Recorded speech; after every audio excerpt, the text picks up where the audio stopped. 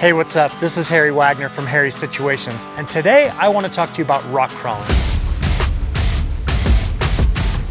Specifically, what sort of things you want to do, upgrades you want to make, techniques, if you are new to rock crawling. I was fortunate enough that I grew up doing this. I grew up in the back of my dad's FJ40. He had an off-road shop when I was a kid, and I honestly don't remember the first time I went on the Rubicon or Ford Ice or went rock crawling. I've been doing it my entire life. And I think as a result, there's some things I take for granted.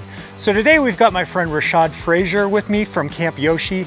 Rashad, by his own admission, is pretty new to rock crawling, but he drove my LJ through the Rubicon and crushed it. So I'm really interested to hear what he has to say and share with all of you from his perspective.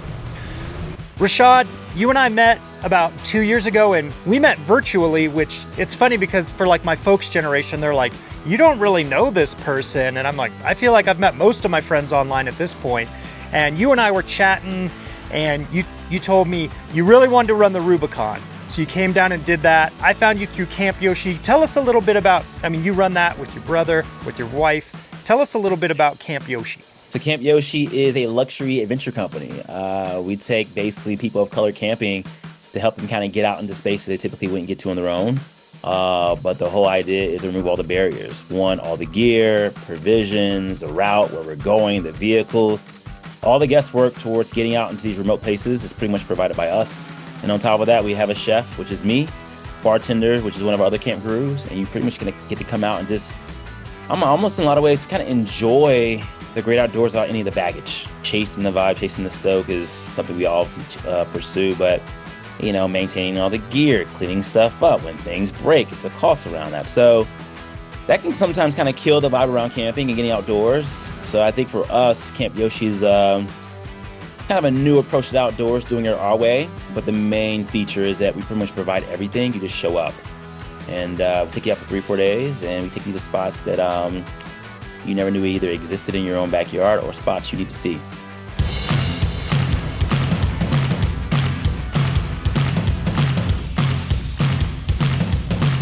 One of the first things you want to do if you're rock crawling is air down your tires. Now, in this case, I'm running Nitto tires. They are tough as nails. This video is actually brought to you by Nitto, and I run them on all my vehicles. I find the Trail Grappler in particular works really well for rock crawling. When you air down your tires, you provide a wider footprint and more contact patch to grab obstacles on the trail. Also, it'll smooth out the ride since the tire can conform better to the terrain. But you need to air your tires back up when you get to pavement, and the reason being is all that rolling resistance can generate a lot of heat at freeway speeds, and you risk having a tire failure, even with the tire as tough as Nitto's. Now, I can make a whole video about airing down tires, airing up tires, but today we're going to talk about rock crawling.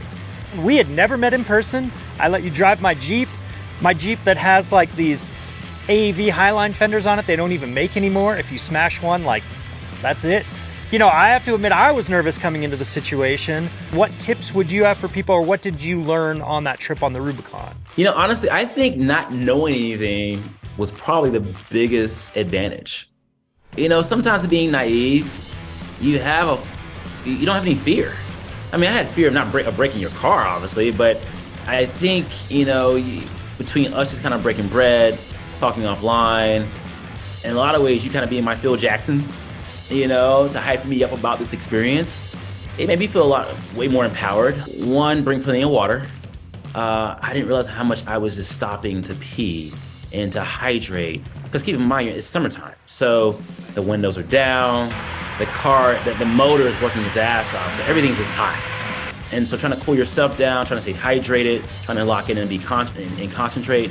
I would say bring some water, snacks. Oh my God, dude. But I would also say take your ego out of the equation. This is probably one of the few routes on the globe where it is short, but it's mighty. I mean, it's like obstacle, obstacle, obstacle, obstacle, obstacle. There is no time to take a break. So your ego can sometimes make you think that you can figure out these things or know more than you do. But I would say that's a big one. Go with someone who knows what they're doing. And I would say lastly, bring some swimming trunks, man.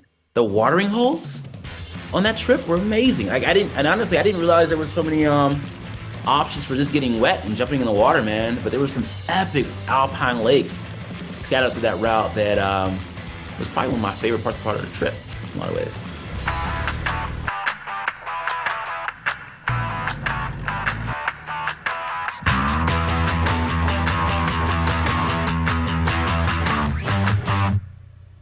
One of the most common mistakes I see people make is that they're hanging halfway out of their vehicle.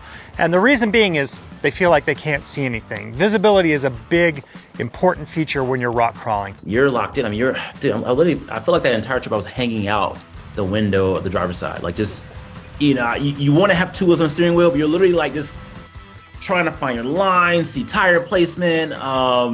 You're hearing things. Did I break something? Did I not break something? It's like your senses are on overload. So if you can't see very well out of your vehicle, rather than hanging halfway out, look further down the trail. Whatever you're on now, you should already know where your tires need to be, and you're looking ahead at the next thing that you need to conquer. Another thing is to use a spotter. So you want this to be someone you trust, preferably someone who's experienced and knows where your tires should be placed, and then you need to listen to them. So ideally you would have a spotter who is experienced and someone you can trust. That's a good person to bring along rock crawling no matter what. Like, to go back to one of the things you said earlier, and the ego and obstacle after obstacle, I think it wears you down. I think that's one thing about that trail is, it's one thing to be like, all right, I'm hyper-focused on this situation, I get through it, okay, I'm gonna relax. And you don't really have that opportunity on the Rubicon. No, you don't. And I think going with a good group of people to kind of help just restore that morale, because it's not a one-off. It's literally like you're stopping constantly just to troubleshoot, and that just beats you down, man. Luckily, the views and the terrain and the people, like it's kind of one of those weird romances, like a romance of suffering.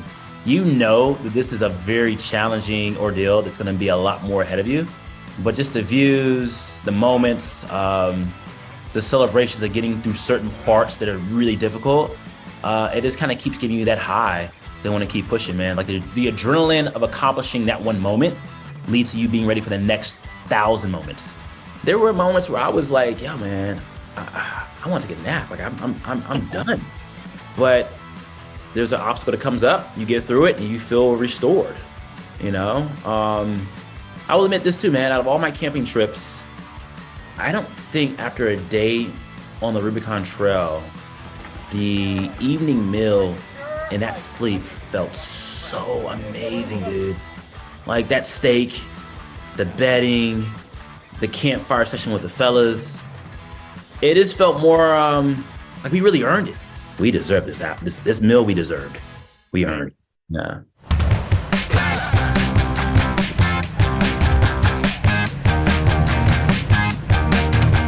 These days, it's easy to buy a vehicle that's super capable right out of the box. Whether you're getting a Wrangler Rubicon or you're getting a Sasquatch Edition Bronco, you can get locking differentials, 35-inch tires, low gears right from the factory. But that doesn't necessarily mean you know how to rock crawl. I started in a vehicle that had a carburetor, minimal suspension travel, open differentials, and as my skills progressed, I was limited by the vehicle. I then upgraded the vehicle to match my skills, and there was a domino effect over years and years of time. So if you have a really capable vehicle, or even if you don't, the best thing you can do is just seat time. Get familiar with your vehicle and how it performs, and that'll dictate what modifications you need to make. You'll know if you need a winch the first time you don't have a winch. You will know if you need locking differentials as soon as you try and go up an obstacle and one tire is spinning and the other tire is sitting still. The beauty of this is it's fun to go off-road. I mean, rock crawling can mean many different things. It doesn't have to be the Rubicon. It doesn't have to be Pritchett Canyon in Moab or the Hammers. There's trails that can challenge a stock vehicle and even a very good driver, and then you'll learn what sort of things you need to do and you'll become that very good driver. Well, if I'm Phil Jackson, you must be Jordan, because you drove the Jeep up the Soup Bowl. I get denied on the Soup Bowl every time I try and drive the Jeep up it, but you drove right up it like it was no big deal. I mean, maybe that's that false sense of confidence of just having no fear. I mean, honestly too, dude, like the truck was so fun to drive, man. I mean, it was this one thing I miss about just the vehicles from the past have always been like, you can really feel the engineering. You can feel the the motor, you can feel the car, you can feel it's responsive. It's also like my dad, he's a big Porsche guy, and he's always super critical of like the modern day digital versions of the Porsche. And he's like, being able to drive a transmission, a stick, and be able to feel the engine, the motor, the transmission, the machinery, it hits different. And I think that's what we can say about your Jeep, man. You were able to kind of get a feel. And keep in mind, what you're describing was, I think, 4 hours into the trip. This was not like the second day or I had practice on this at all. It was literally me saying, I have about 4 hours just getting wear and tear and getting beat down, but also some real reps. So by the time we got to that obstacle, I was kind of feeling myself a little bit. Well, clearly.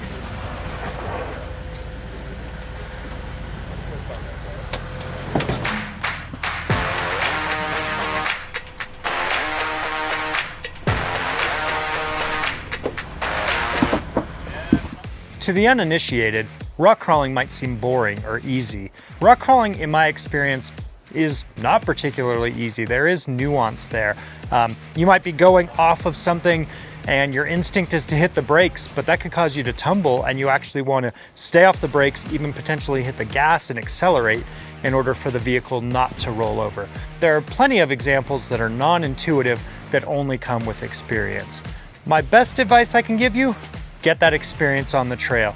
Whether you have a heavily modified vehicle or a stock vehicle, go and find your limitations and the vehicle's limitations. You hear people talk about throttle control, but I think going through Rubicon, you really understand the power of throttle control, man. All those obstacles, tire placement, yeah, big deal. You're lying, big deal. But being able to have all that control with the throttle and the steering wheel and being able to kind of navigate that and play with those two things at the same time, it's not easy to do. So it was kind of cool by like the end of the first day to kind of really understand that concept to a T. Some of the most common mistakes I see people make are with tire placement. So maybe there's a rock in the trail, their instinct is to straddle it. If the rock's small enough, you can get away with that. But generally in rock crawling, you want to put a tire on the rock. You know where that rock is, you're going to climb up on it and keep the differentials from being high centered. Another thing I see people do is something will be tippy and there's an obstacle. They'll try and get away from that obstacle and it just makes you more tippy. I've actually found the opposite to be true. You want to sort of hug the obstacle and that'll level you out, particularly if you have full width axles or rock sliders that stick out and allow you to pivot around that. That is often a better solution, but can be counterintuitive. I think the joy of all this, man, is that I was able to do Rubicon Trail with you guys at a time where being so new to the industry in this space made me a lot more open to kind of just take the direction with no ego and kind of just do it and kind of, they get the coaching like real time, man. And I think since then it's been really helpful as far as our other adventures, man. Even Baja, mobbing around Oregon and Washington. You just kind of, you never forget what you learn from that route, man. So it's always been one of our Shangri-Las of just experiences of all the cool things we've been able to do since we launched Camp Yoshi and got into this space. There's plenty of things to know about what not to do on the trail also. You want to make sure that you stay on the trail and pick one that's the appropriate level for your skill set and your vehicle. I see people stacking rocks all the time. I see people altering trails or making bypasses. You want to avoid that. Remember to always leave the trail the way you found it so that the next person can enjoy the same experience that you got to enjoy. All right. And if people want to go on trips with you, what do you got? I know they sell out super fast. So what do you still have availability on, or what's coming up? So as of right now, all of our open dates are on our website, campyoshi.com. We've had the benefit of really kind of just diving into the rabbit hole of Utah. And our friend Sinuway is leading one of our first collab trips in that area. The first date is sold out October 2nd, but October 9th still has plenty of seats available. I think about 6. But we'll be pulling back the onion layer of Utah, exploring some of his favorite routes and locations. This is almost like level 1 was the past few years. This is like level 5 as far as route. But yeah, October 9th will be staging areas Moab, but we'll be going much, much, much deeper into the rabbit hole of Canyon country. So I'd recommend that one. If you really want to kind of get after it as far as on the more luxe side, we're going to East Africa late November. We have 6 seats available for that one still. This won't be any camping. This will be more like safari lodges, 10 days in Tanzania and Zanzibar. Pretty amazing. So those would be my 2 recommendations. But yeah, man, we're on Instagram heavy at camp.yoshi. It's our Instagram handle. Show us some love. Yeah. All right. Well, thanks for sharing all your knowledge and your time. And it's always a pleasure to talk to you. You're making me want to get together and do another trip soon. So. No, I would love that, man. Let's figure out some dates and, get after it again, man. Thank you again for the opportunity, Harry. That's it for this episode. Whether you're new to rock crawling or you're a seasoned pro, hopefully you learned a thing or two. Was there anything I forgot? Comment below and let us know what your best rock crawling tips are. And don't forget to like and subscribe. Thanks for watching Driving Line. If you guys like this video, consider subscribing to our channel so you'll never miss any of the content we create here. Whether you're into trucks, Jeeps, imports, domestic vehicles, or anything in between, we are here to fuel your passion. So hit that subscribe button and we'll see you guys next time.